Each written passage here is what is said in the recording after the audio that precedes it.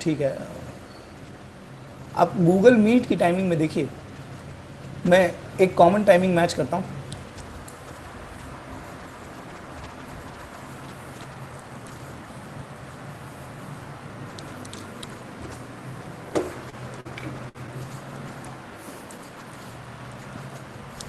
Earphone earphone earphone.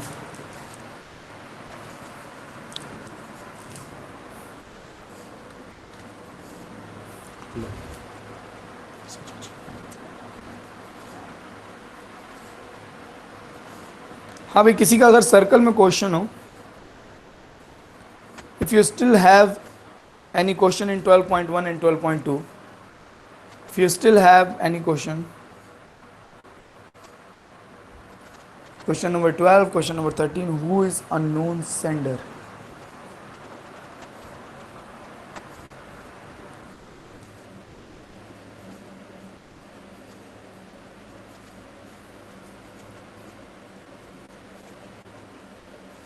Mayuri, आप क्या कह रही हैं?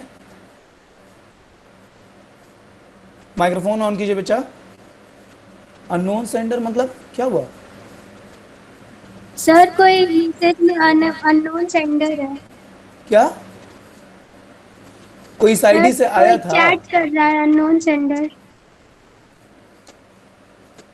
और अननोन सेंडर नाम की आईडी से था। Yes sir. कभी कभी मेरे पे भी अननोन सेंडर शो करता है अभी। Yes sir.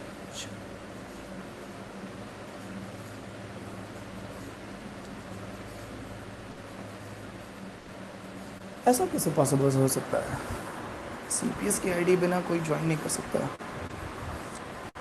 और सीपीएस की आईडी स्कूल ने बना के दी है, उसका यूज़र नेम आप एडिट नहीं कर सकते शायद, मैंने कभी देखा नहीं है। अच्छा ठीक है, देखता हूँ इसको। नहीं, टेक्निकल इशू एक बार होगा, बार बार नहीं होगा ना। आप लोगों ने कहा ना कभी कभी आता है। आप लोग एक छोटा सा काम करके देखना, ठीक है? कोई भी एक आदमी कर लेना, ठीक है? ये चेक करके देखिएगा कि क्या आप अपनी सीपीएस वाली आईडी का यूजर नेम चेंज कर सकते हैं क्या। For example Satyam Kumar Bharadwaj, for example Satyam Kumar Bharadwaj आपका। पुष्पास, स्टॉप प्रेजेंटिंग योरसेल्फ। अच्छा, एक मिनट।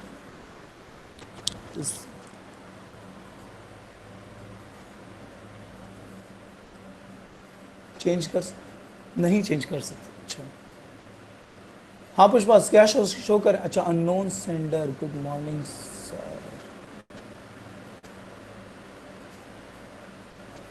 मुझे क्यों नहीं शो कर रहा? मैं तो, अच्छा मैं थोड़ा लेट आया हूँ इसलिए क्या? पुष्पास, आप मेरे आने से पहले थे क्या? आप नो मेरे सर। आने से तो फिर नहीं, अगर मैं आ गया था तो मैसेजेस मुझे शो करने चाहिए थे। मुझे तो यहाँ अननोन सेंडर से कोई मैसेज नहीं दिखाई दे रहा है। नो, ठीक है, कोई बात नहीं। मैं इस बारे में बात करूंगा। देखिए, किसी भी तरह का थ्रेट ना, छोटा हो बड़ा हो, किसी भी तरह के थ्रेट के ऊपर ना को लाइटली नहीं लेना चाहिए कभी भी। मेरे पर भी नहीं शो कर रहा, टेक्निकल इशू है। चलो ठीक है, जस्ट इग्नोर इट, अभी फिलहाल इग्नोर कीजिए, मतलब आप इग्नोर कीजिए, बाकी मैं देखता हूँ क्या करना है इसका। अच्छा, यूजर नेम आप चेंज नहीं कर सकते हैं ना, अननोन सेंडर, ठीक है। चलो, सर्कल्स में आप पूछा गया है,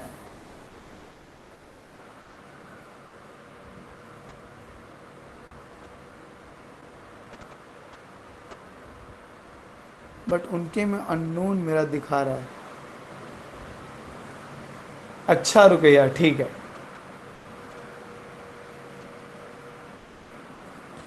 ठीक है, ठीक है, तब तो चलो कोई चिंता की बात नहीं है ना। तुम ही हो ना, किसी भी नाम से रहो तुम ही हो ना, कोई चिंता की बात नहीं, तब कोई परेशानी की बात नहीं।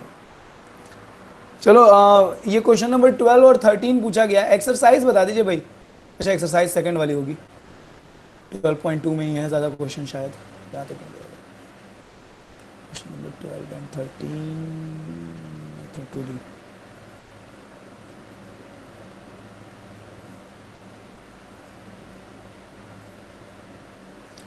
To warn ships for underwater rocks, a lighthouse spreads a red-colored light over a sector of angle 80 degree to a distance of 16.5 kilometre.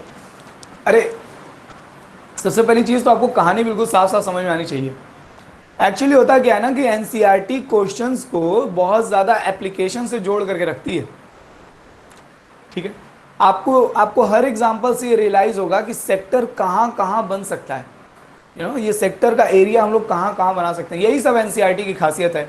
इसने लिखा है कि टू वार्न शिप्स, है ना, जो वाटर शिप्स होते हैं अंडर वाटर रॉक्स के लिए, उन्हें वार्न करने के लिए, उन्हें सचेत करने के लिए एक लाइट हाउस है जो रेड कलर की लाइट को एक 80 डिग्री के सेक्टर ऑफ एंगल में, आपको लाइट हाउस से ऐसे लाइट्स निकलती हैं ऐसे, है ना। थिएटर वगैरह में भी जब कोई फोकस लाइट होती है, जिससे जिससे आपके पर्दे पर, स्क्रीन पर लाइट पड़ती है, ठीक है, उसकी लाइट ऐसे ही होती है। मान लीजिए ये कोई लाइट हाउस है, ठीक है, लाइट हाउस की लाइट है और इस तरीके से लाइट एमिट कर रही है, इस तरीके से। तो तकरीबन हम मान लेंगे कि ये पॉइंट, ये वाला जो एंड है वो एक पॉइंट है। हम मान सकते हैं कि ये एक सेक्टर जैसा कुछ है, ऐसे लाइट एमिट कर रही है इस तरीके से। ये एंगल बताया 80 डिग्री का, 80 डिग्री के एंगल पर लाइट एमिट हो रही है। और यहाँ पर बता रहा है कि जो डिस्टेंस है 16 पॉइंट,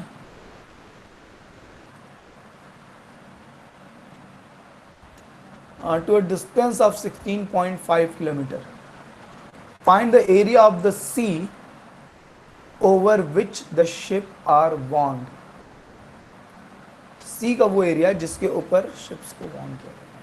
मान लीजिए कि ये आपकी सी है यहाँ पर,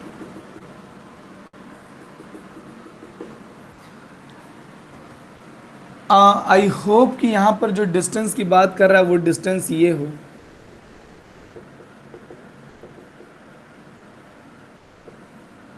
आई होप कि मैं सही समझ रहा हूँ क्वेश्चन को। ये 16.5 है और ये एंगल जो है हमारा, ये जो एंगल है, ये एंगल 80 डिग्री का है, ये याद रखिएगा। मैं भी यहाँ बीच में लिखना नहीं चाह रहा। और ये डिस्टेंस कितनी डिस्टेंस तक लाइट एमिट कर रहा है, कितने डिस्टेंस तक शिप्स को वार्न कर पा रहा है, 16.5 किलोमीटर, 16.5 किलोमीटर तक। हमको बताना है कि शिप में, सॉरी सी में, वाटर सी में जो नीचे सी है, इस पर कितना एरिया वो कवर कर रहा है। Find the area of the sea over which the ships are warned. Pi की वैल्यू 3.14 यूज करने के लिए कहा है। मुझे सबसे पहले ये बताइए कि आप में से कितने स्टूडेंट्स ने ये क्वेश्चन सॉल्व किया।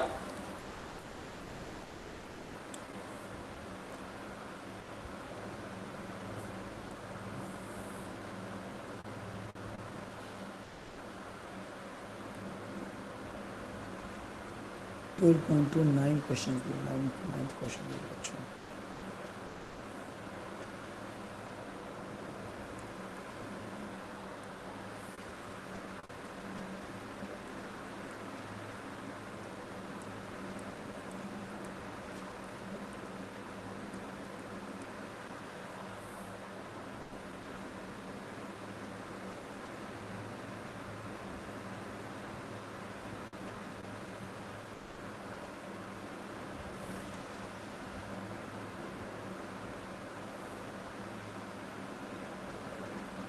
जिन स्टूडेंट्स ने क्वेश्चन सॉल्व किया है वो ये बताएं कि क्या मैंने डायग्राम सही बनाया है।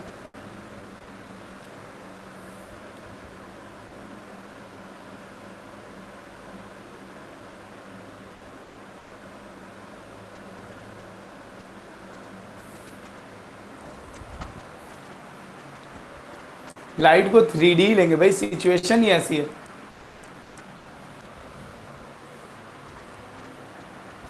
हम्म 16.5 ये डिस्टेंस होनी चाहिए, 16.5 जो है ये डिस्टेंस होनी चाहिए।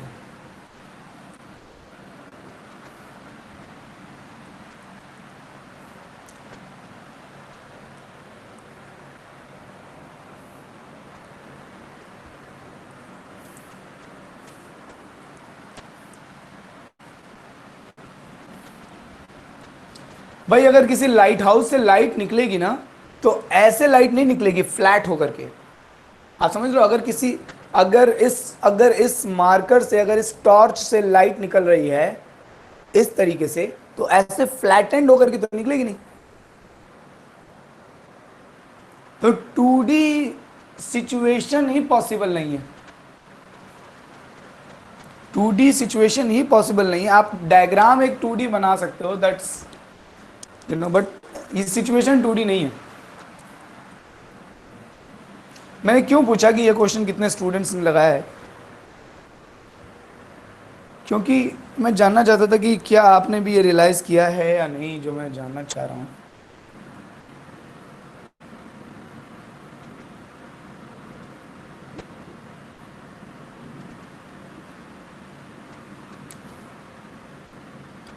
तो मुझे जहां तक ये लग रहा है कि क्वेश्चन ये कहना चाह रहा है कि ये डिस्टेंस 16.5 किलोमीटर है। मुझे जहां तक ये लग रहा है कि क्वेश्चन ये कहना चाह रहा है कि ये डिस्टेंस 16.5 किलोमीटर है। 16.5 किलोमीटर, हाँ।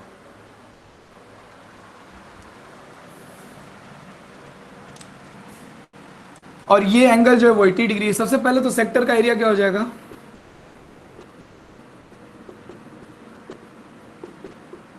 पाई आर स्क्वायर थीटा अपॉन 360। पाई की वैल्यू 3.14 रखने के लिए कहा है, आर की वैल्यू 16.5 है, थीटा की वैल्यू 80 डिग्री है अपॉन 360। ज़रा इसको सिंप्लीफाई कीजिए और मुझे बताएं कि ये क्या आ रहा है।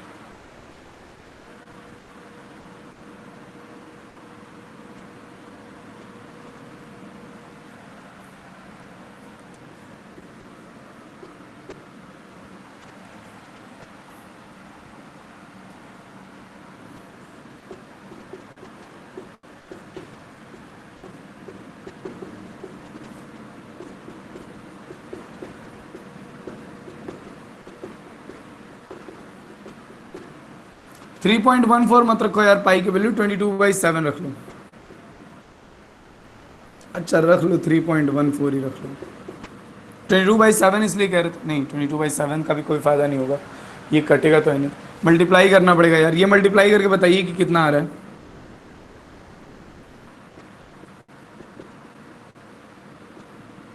फोन में ही मल्टीप्लाई कर लो, कहीं भी कैलकुलेटर में मल्टीप्लाई कर लो। 189.97। अच्छा सर सब ब्लर है, क्या सभी को ब्लर दिखाई दे रहा है?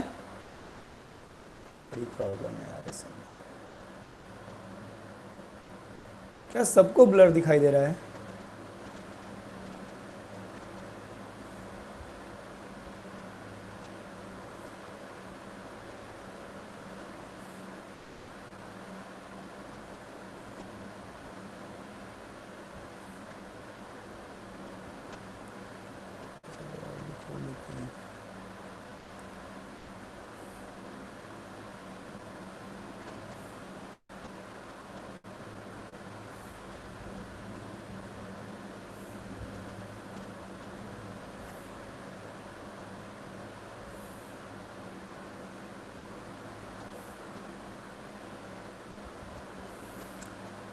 अब ब्लर नहीं दिखाई देगा।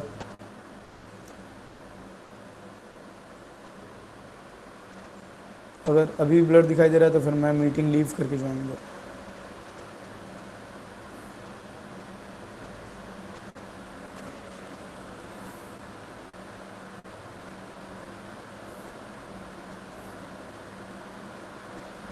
ठीक है, हाँ तो एनसीईआरटी ने चूंकि पाई की वैल्यू 3.14, तो 189.97 जो आप बता रहे हो इतना कुछ ही होगा। अगर ये सही किया है तो 189.97, ठीक है। अब आप ये समझिए ज़रा, अब आप एक बात के लिए समझिए मेरी बात, ठीक है। किसी किसी वाटर सरफेस के ऊपर, ध्यान से सुनो मेरी बात, किसी वाटर सरफेस के ऊपर जब कोई कॉनिकल शेप में, इस शेप में एक कॉनिकल शेप में, कौन तो आप जानते ही हैं, किसी वाटर सरफेस के ऊपर जब कॉनिकल शेप में लाइट निकल रही होगी, वाटर नीचे है और एक कॉनिकल शेप में कोई कोई कोई लाइट हाउस है, कोई भी टॉर्च है जो ऐसे एमिट कर रही है, लाइट को एमिट कर रही है, तो उस लाइट की वजह से वाटर सरफेस पर भी चीजें दिखाई देंगी। तो जितना उस सेक्टर का एरिया होगा ना, वो पूरा एरिया, उस पूरे एरिया जितनी लाइट वाटर सरफेस पर फैल जाएगी। ये बात समझ में आ रही है?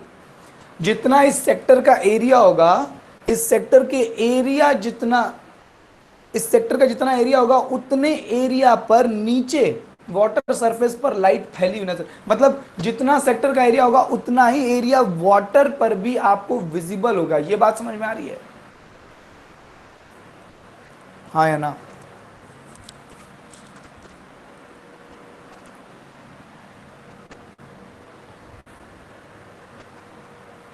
ये ना विजुलाइज करने की थोड़ी बात है, पता नहीं आप इसको फील कर पा रहे हो कि नहीं कर पा रहे हो।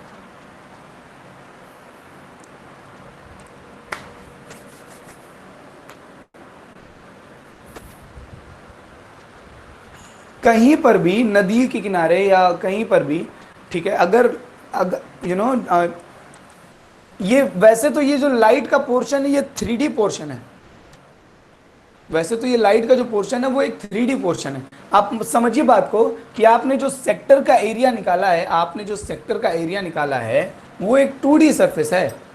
आपने जो सेक्टर का एरिया निकाला है वो एक 2D, लाइट ऐसे है पूरी, लाइट तो पूरी ऐसे एमिट हो रही है, लाइट पूरी ऐसे एमिट हो रही है, आप समझिए बात को। लेकिन ऊपर और जो उसका हॉरिजॉन्टल कट होगा ना, जो उसका हॉरिजॉन्टल कट होगा,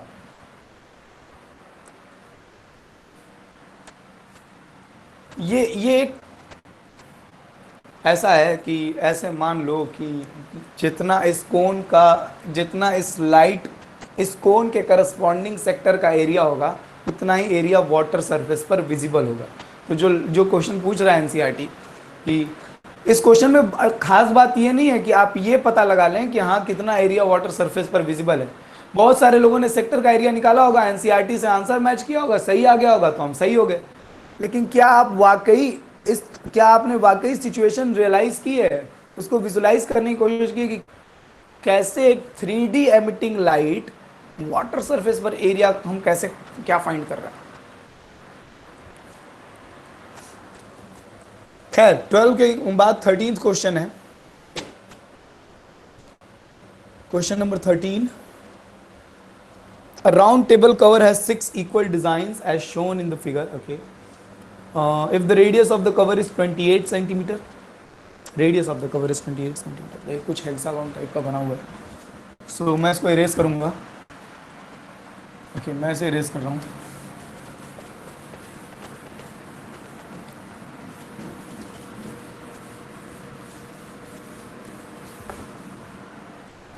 एक क्वेश्चन नंबर 13, एक्सरसाइज 12.2 कह रहा है कि एक राउंड टेबल है और इस पर एक डिज़ाइन बनी हुई है।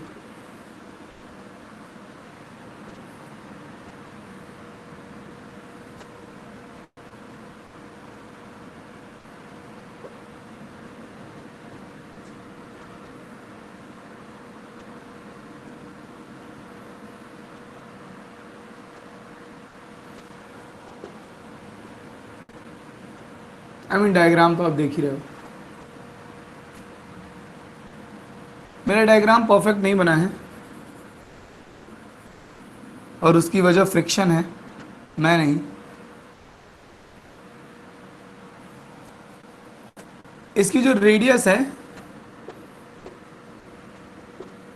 ये एक रेगुलर हेक्सागोन होगा, अंदर एक रेगुलर हेक्सागोन होगा और इसकी जो रेडियस है वो रेडियस दी हुई है यहाँ पर मुझे 28 centimetre. Radius of the cover is 28 centimetre,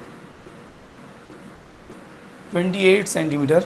and find the cost of making the design. चलो डिज़ाइन बनाने में कितना खर्चा आएगा पर सेंटीमीटर स्क्वायर के हिसाब से। डिज़ाइन ये है किनारे वाली, 1 सेंटीमीटर स्क्वायर का कॉस्ट दिया हुआ है 0.35 रुपीज़। 1 सेंटीमीटर स्क्वायर का कॉस्ट दिया हुआ है 0.35 रुपीज़। तो हमको ये बताना है कि डिज़ाइन टोटल कितने सेंटीमीटर स्क्वायर है, मतलब डिज़ाइन में टोटल, डिज़ाइन का टोटल एरिया कितना है। इस टेबल का नहीं, सिर्फ ये जो डिजाइन बनी हुई है, जो शेडेड रीजन है उसका एरिया। तो उसके लिए हमको सर्कल के एरिया में से इस हेक्सागन के एरिया के माइनस करना पड़ेगा। जैसे ही आप सर्कल के एरिया में से हेक्सागन के एरिया को माइनस कर दोगे, आपको मिल जाएगा डिजाइन का एरिया। डिजाइन का एरिया मिल जाएगा तो फिर कॉस्ट मल्टीप्लाई करके निकाल लेंगे। Area of design is equals to area of circle minus area of hexagon. अब हेक्सागन का एरिया कैसे निकलेगा, कुछ और बातें दी हो शायद, कुछ नहीं दिया है, बदतमीज नहीं। इतने से काम में आदमी क्या पता लगाएगा। √3 की एक वैल्यू दी हुई है। खैर, आपको मालूम है कि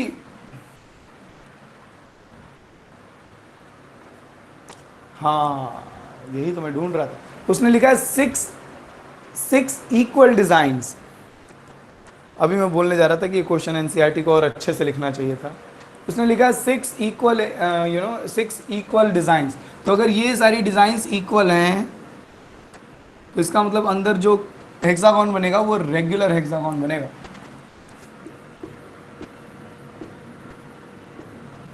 और रेगुलर हेक्सागन का ये इंटीरियर, ये वाला जो एंगल होता है, the angle obtained by the angle subtended by any side at the center, the angle subtended by any side at the center, ये एंगल कितने डिग्री का होगा बता दीजिए। what will be this angle?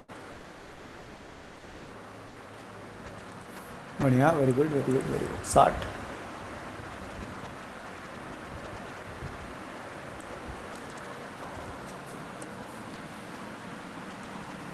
हाँ बिल्कुल, वो भी सही है। अब देखिए, अगर ये 60 डिग्री है और ये 28 सेंटीमीटर है, तो मैं इस सेक्टर का एरिया निकाल सकता हूं और इस सेक्टर के एरिया में से इस ट्रायंगल को माइनस कर दूंगा तो इस डिजाइन का एरिया मिल जाएगा। इस सेक्टर के एरिया में से इस ट्रायंगल को माइनस कर दूंगा तो इस डिजाइन का मतलब इस सेगमेंट का एरिया मिल जाएगा। और चूंकि ये सब 6 के 6 इक्वल डिजाइन्स हैं, तो जितना एरिया इसका होगा उतना ही एरिया बाकियों का भी होगा, तो फिर हम 6 से मल्टीप्लाई कर देंगे। तो एक्चुअली इसको ऐसे लिखना ज़्यादा बेटर है कि एरिया ऑफ 6 टाइम्स, ऐसे लिखिए, 6 टाइम्स एरिया ऑफ सेक्टर, किसी सेक्टर का नाम लिख लीजिए, O A B O, minus area of triangle O A B,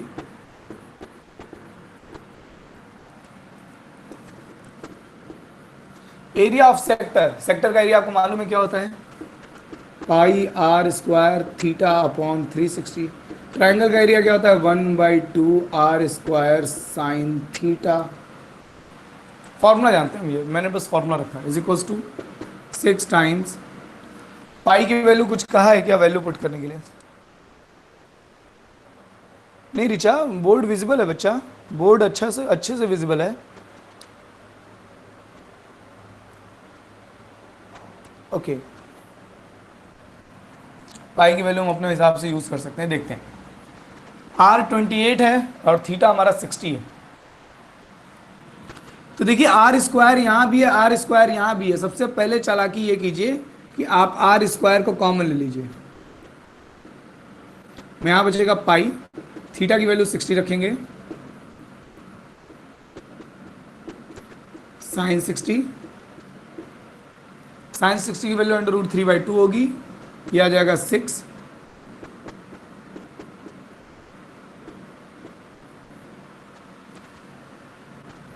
पाई की वैल्यू 22/7 रखिए,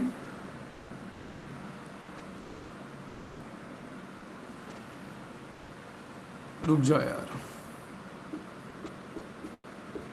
साइन 60 की वैल्यू √3/2 और ये 2 और ये 2 √3/4 हो जाएगी।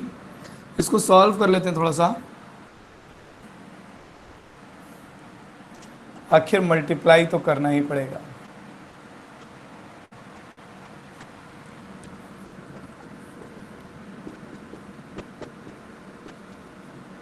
कोई फ़ायदा नहीं है आर स्क्वायर कॉमन लेने का, दिखाई नहीं दे रहा है।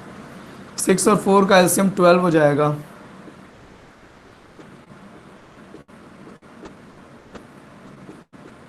12 से ये कैंसिल कर देंगे हम लोग।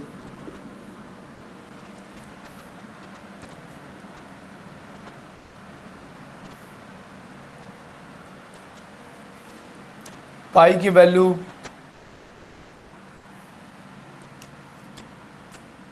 अगर आप 28 स्क्वायर को बाहर रख रहे हैं तो पाई की वैल्यू 3.14 रख लीजिए।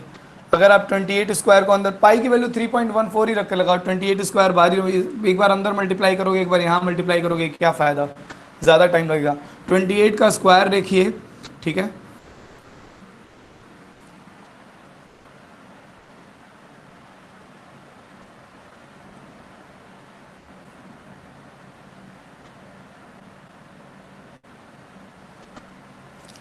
पाई की वैल्यू रख लीजिए 3.14, रूट 3 की वैल्यू रखिए 1.7 जो कि एनसीईआरटी में दी हुई है,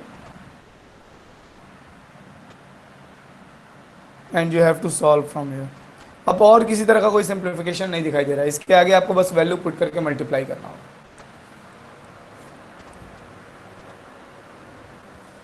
area of circle is equal -6 times area of triangle is equal to area of. हाँ भी विजय, ये भी यूज कर सकते हैं। हाँ विजय, ये भी यूज कर सकते हैं। और अभी ये पूरा फाइनल नहीं हुआ है, अभी यहाँ से तो एरिया आएगा, अभी ये पूरा फाइनल नहीं हुआ है, यहाँ से अभी एरिया आएगा। ये पूरी डिज़ाइन का, इस पूरी डिज़ाइन का हमने 6 से मल्टीप्लाई कर लिया था, ये पूरी डिज़ाइन का एरिया आएगा यहाँ से। और 1 सेंटीमीटर स्क्वायर का कॉस्ट कितना लग रहा था, 35 पैसे, 0.35 रुपीज़। तो आप इसके बाद इसमें 0.35 से मल्टीप्लाई करोगे।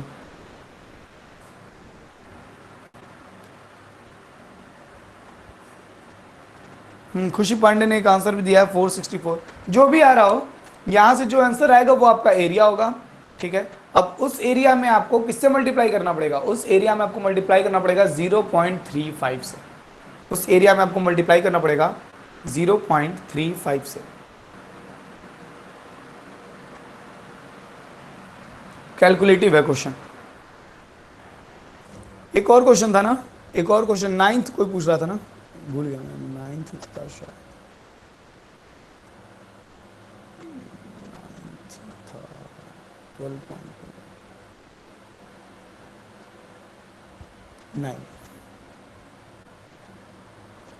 9th में क्या यार,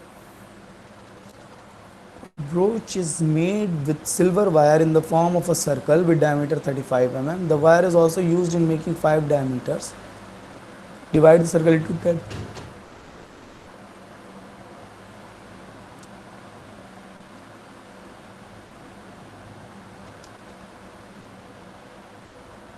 The wire is also used in making 5 diameters. अच्छा, तो वायर इस तरह, ठीक है। Find the total length of the area of the circle. भाई क्वेश्चन नंबर 9 जिसने पूछा है उसको 9th में फर्स्ट पार्ट नहीं आ रहा कि सेकंड पार्ट नहीं आ रहा, सेकंड पार्ट तो आ ही रहा होगा। Question number 9 exercise 12.2 question number 9 first part नहीं आ रहा या हाँ सेकंड, फर्स्ट पार्ट नहीं आ रहा, ओके। तो फर्स्ट पार्ट देखिए फटाफट से, बहुत सिंपल सा है। तो मुझे इसे इरेज करना होगा।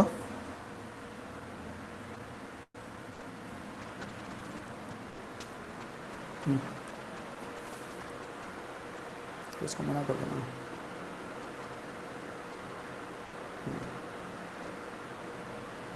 यार आज मत करो, आज बहुत क्लास है।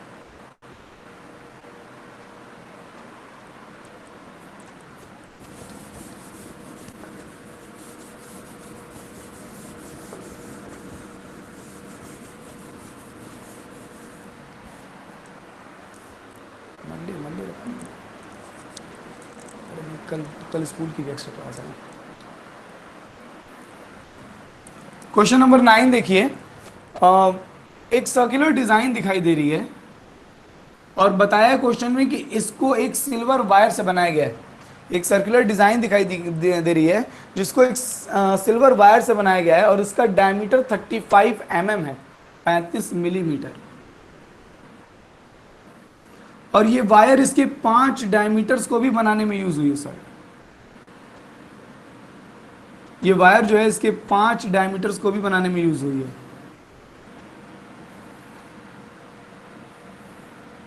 किस तरीके से 5 डायमीटर भी बनाए गए हैं इसमें। मतलब वायर कहां कहां यूज हुई है, वायर यूज हुई है किनारे किनारे, सरकमफ्रेंस, और फिर 5 डायमीटर। और डायमीटर इसका कितना दिया हुआ है 35 mm। तो आपको निकालना है total length of the silver wire. Total length of the silver wire क्या हो जाएगा भाई, हाँ चल, total length of the wire. भाई वायर कहां कहां यूज हुआ, सरकमफ्रेंस में, सरकमफ्रेंस प्लस डायमीटर में भी, यहां पे भी वायर लगा, यहां भी वायर लगा, यहां भी 5 बार, प्लस 5 इंटू डायमीटर। सरकमफ्रेंस क्या होता है 2 पाई आर जो है आपका डायमीटर 35 दिया है तो आर 35/2 हो जाएगा। डायमीटर 35 mm दिया हुआ है तो ये 2 और 2 कट जाएगा, ये 35 पाई, और ये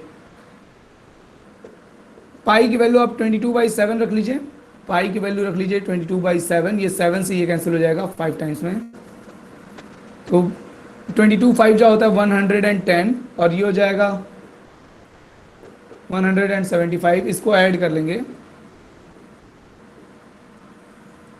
इतने मिलीमीटर, इतने mm सिल्वर वायर लेंथ में यूज हुआ है।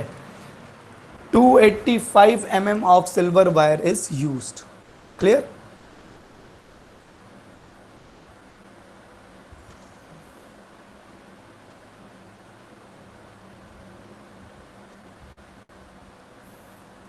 अच्छा समझ में आ गया आपके,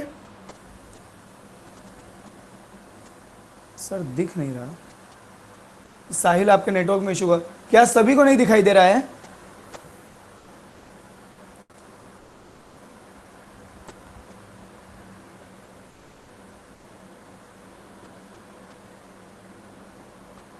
देखिए जो ज्यादातर अब दिखने लगा, पहले चश्मा नहीं लगाया था क्या, मेरी तरह चश्मे वाले तो नहीं हो, मेरी तरह चश्मे वाले तो नहीं हो।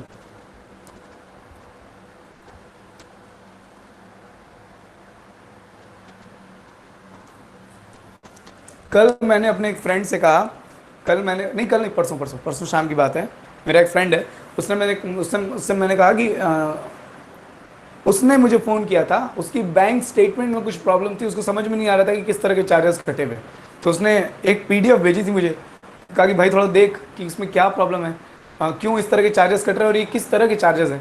मैं कहा यार मैं ज़्यादा जानता नहीं हूँ मगर ठीक है भेजो देखें क्या है। तो मैं PDF देख रहा था और मैंने काफ़ी स्ट्रगल करने के बाद मैंने उससे कहा कि यार तुम बड़े बदतमीज़ आदमी हो, ऐसी कौन सी PDF है यार, इसमें कुछ दिखाई नहीं दे रहा है, सारी चीज़ें मतलब सारे लेटर्स वगैरह सब कुछ इसमें ब्लर दिखाई दे रहा था। मैं कहा यार तुम इसमें क्या स्टेटमेंट में आदमी पढ़ेगा। उधर से आवाज़ आई कि भाई तूने चश्मा लगाया है। तो मैंने सही में सोचा, उस समय मैंने चश्मा नहीं लगाया था।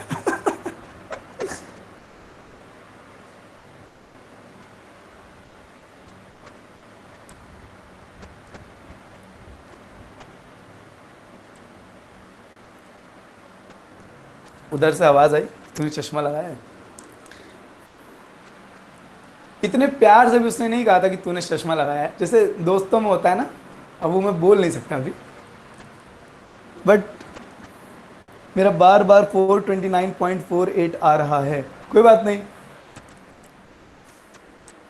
कोई बात नहीं, आपका जो आ रहा होगा अगर वो सही है, बाकी स्टूडेंट्स से मैं कहूंगा कि 12th का आंसर एक बार कैलकुलेटर से एक बार कैलकुलेट कीजिएगा। कई बार हो जाता है कि एनसीईआरटी में मिसप्रिंट हो सकती है, किसी भी बुक में हो सकती है। सत्यम कह रहे हैं कि सर मेरा बार बार 429 पॉइंट समथिंग आ रहा है।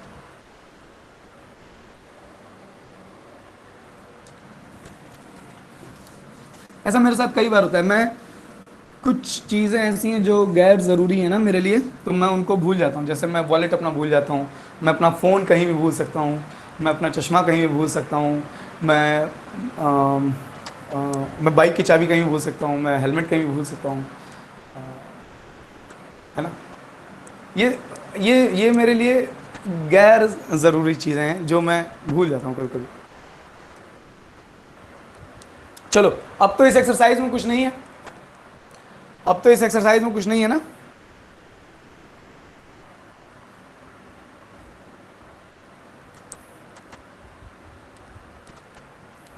ठीक है, कल मैं आप लोगों को कुछ प्रीवियस ईयर बोर्ड क्वेश्चंस नहीं, कल संडे है, कल का दिन क्या है भाई, कल संडे है।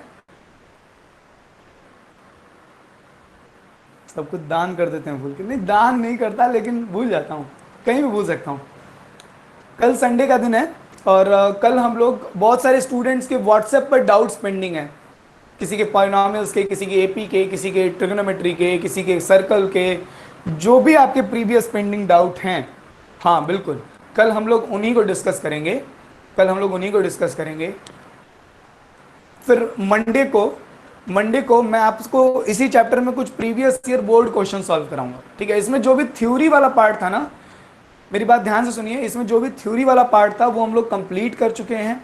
आप सबका ये रोल होगा, ये सब आप सबका काम होगा कि आप, टाइमिंग आपको क्लासरूम पे पता चल जाएगी, टाइमिंग आपको क्लासरूम में पता चल जाएगी। आप सबका काम होगा कि इस चैप्टर में आगे के एग्जाम्पल्स और क्वेश्चन सॉल्व कीजिए। 12.2 के आगे एनसीईआरटी में एग्जाम्पल्स और क्वेश्चन सॉल्व कीजिए। थ्योरी मेरे पढ़ाने जैसा अब इसमें कुछ नहीं रह गया, आप सॉल्व कीजिए और पूछिए, सॉल्व कीजिए और पूछिए। मंडे और ट्यूसडे में भी 2 दिन हम लोग देंगे और इस चैप्टर के आगे फिर सीधे 3D में मेंसुरेशन में एंटर करेंगे। मंडे और ट्यूसडे 2 दिन हम लोग देंगे और उसके बाद हम लोग नेक्स्ट चैप्टर में एंटर करेंगे, ठीक है।